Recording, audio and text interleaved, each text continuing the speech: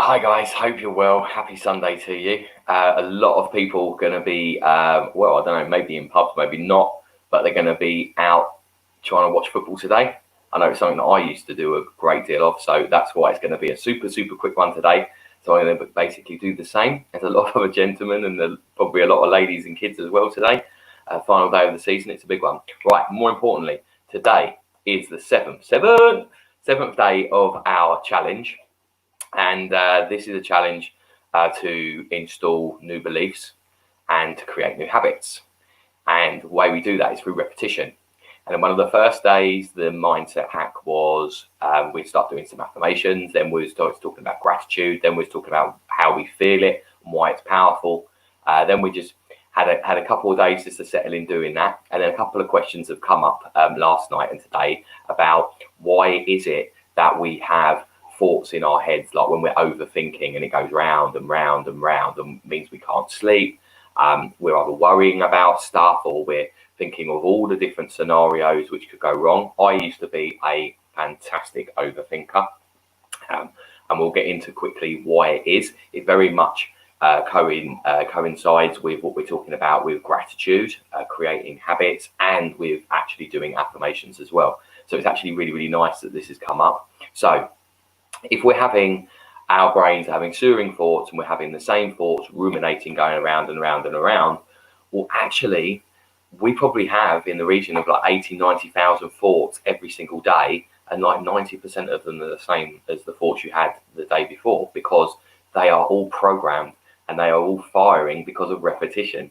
And because of repetition, for instance, if you're thinking that you're stupid or you're fat and you're ugly and you're telling yourself that, after a period of time, it just shows up.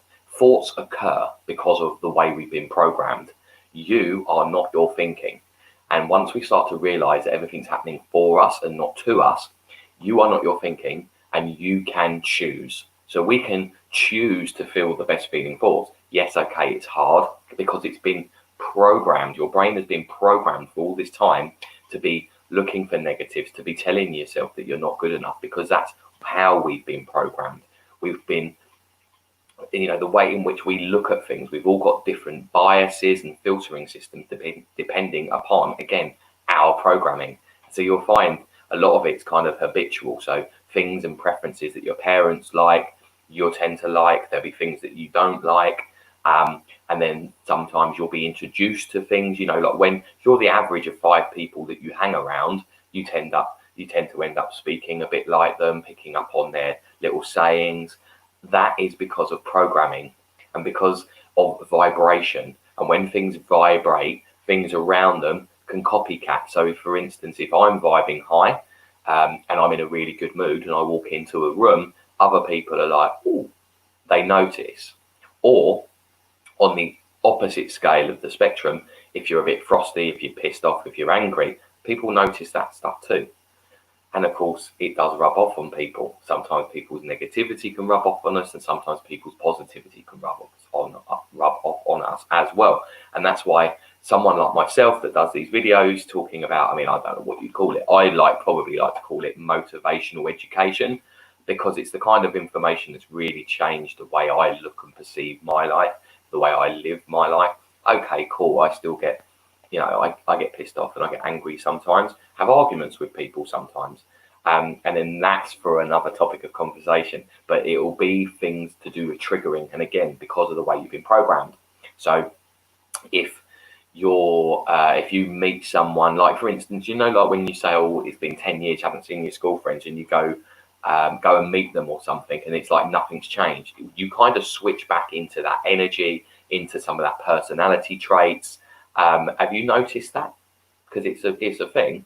So that's why with me, sometimes I know to be very mindful about certain people or situations I get into, because I'll go backwards. For a perfect example, because of programming, and this was basically I choose happiness, thanks, because we can choose stuff.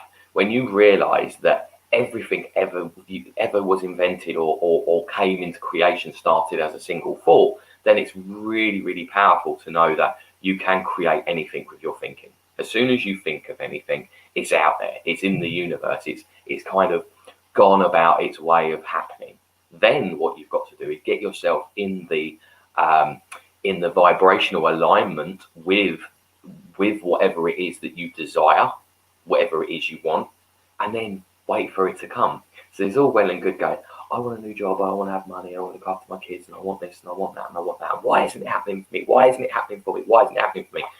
Well, you've manifested it into existence. Now that job is probably right there for you, but until you get in receiving mode into the vibrational frequency of that thing, it's not going to come to you.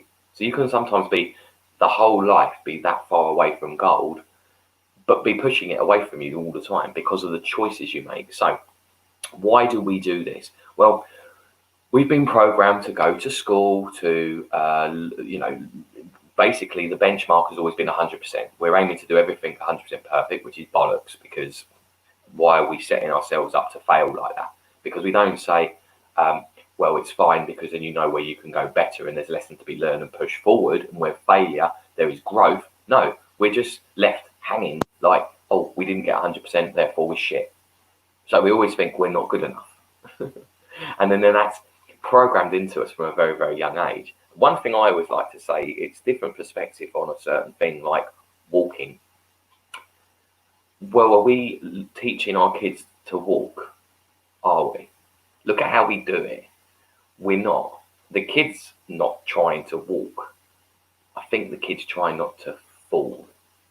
So they're learning how not, or to fall, almost controlled.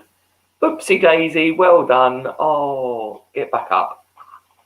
And we're encouraging, come on, come on, come on. And oh dear, and they get back up. All these things we pass on. That's how evolution works. We pass on. So, so with me, with my kids, all the knowledge and everything that I'm learning or have learned in my lifetime, you'd like to think that you pass it on to the next generation. And then that gen basically then overtakes you at some point. Well, that's what kind of should happen. But in the last couple of generations, I don't think it is. And it's all kind of gone a bit ski-whiff, a little bit peak-tongue, a bit pear-shaped. So more and more people seeking change, more and more people seeking an awakening or enlightenment of some sort. I had soaring thoughts and these ruminating and hated myself, a bad relationship with drugs and alcohol. Not to say that I then need rehab or anything like that. I'm not making it, I'm not someone that's got this massive sad story. Pretty average and pretty fortunate, really. But then I do understand how people struggle and how they get caught in a trap, and they don't do anything about it because they've never been programmed to kind of want to help themselves, rather than have that victim mentality, entitlement that someone should come along and do it for us. This doesn't happen. So once we start taking the steps and start seeing things differently, start creating these habits, doing the affirmations, forcing things to be grateful for. And even if at first you can't be like going, oh, I'm grateful for my partner and I'm grateful for this and I'm grateful for that, and you struggle. Literally, when you wake up and just start saying things like, I'm grateful for the legs that carry me. I'm grateful for the breath that I'm breathing in. I'm grateful for the hot water that I'm about to wash myself with. And then think about what had to happen for that to happen. Plumbers had to install pipes, and then there's things that the water treatment, and then there's such a long list. Even if you do it with things like food, when you look at food and say thank you very much for the food that I have to eat to keep me alive, you then think about the process of how that apple got to your table. That's something to be truly grateful for. And then, of course, even the Bible says, he or she that shows abundance for the things in their life shall be given more in abundance. Sorry, show gratitude for the things in their life shall be given more in abundance. So that's a wonderful thing. I'm hearing something, cat's trying to get in. So basically, that's a little bit of I choose happiness, thanks. Everything's a choice. We create from our thinking. Whatever you think about, you create, you bring into your reality, into existence. So if you're walking around going, oh, I don't want this, and this is crap, and that's crap, then you're attracting it. If you're kind of looking for the light side on everything, and you're literally going out and saying, I am happy, I am going to be the best version of myself and have the best day I possibly can, then you're going to go out and do that. So whether you think you can or whether you think you can't, you're probably right. Right, I'm going to shoot. Have a great day. I hope you found it useful. Toodles.